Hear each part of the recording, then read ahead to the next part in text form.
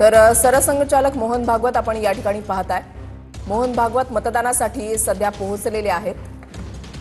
राष्ट्रीय स्वयंसेवक संघाचे सरसंघचालक डॉक्टर मोहन भागवत हे मतदान करणार आहेत। महालामधील संघ मुख्यालय परिसरामधल्या भाऊजी दप्तरी शाळेमध्ये पहिलं मतदान जे आहे ते या ठिकाणी करत असतात।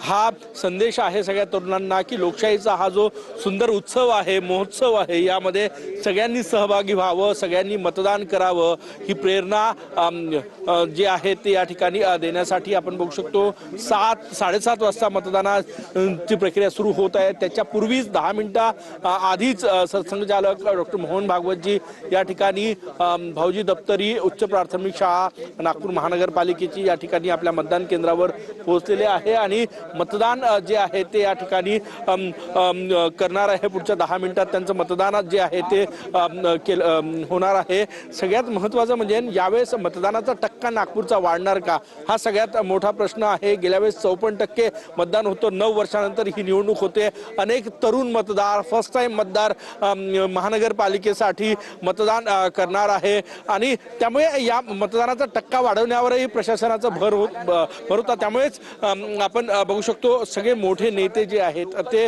प्रेरणा देत आहेत की मतदानाच्या या प्रक्रियेमध्ये सहभागी व्हावं। सरसंघचालक डॉक्टर मोहन भागवत परंपरेनुसार सकाळी 7:30च्या ठोक्याला आपला मतदानाचा हक्क बजावणार आहे। ते या ठिकाणी पोहोचलेले आहेत। त्यानंतर केंद्रीय मंत्री नितीन गडकरी हे महाल परिसरातील इंग्लिश स्कूलमध्ये त्यांचं मतदान आहे। त्यानंतर महाराष्ट्राचे मुख्यमंत्री देवेंद्र फडणवीस हे सुद्धा मतदान करणार आहेत। थोड्याच वेळात 7:30 वाजता ही मतदानाची प्रक्रिया सुरू होणार आहे। त्यावेळेस सरसंघचालक डॉक्टर ठीक नक्कीच धन्यवाद गजानन दिलेल्या सविस्तर माहितीसाठी।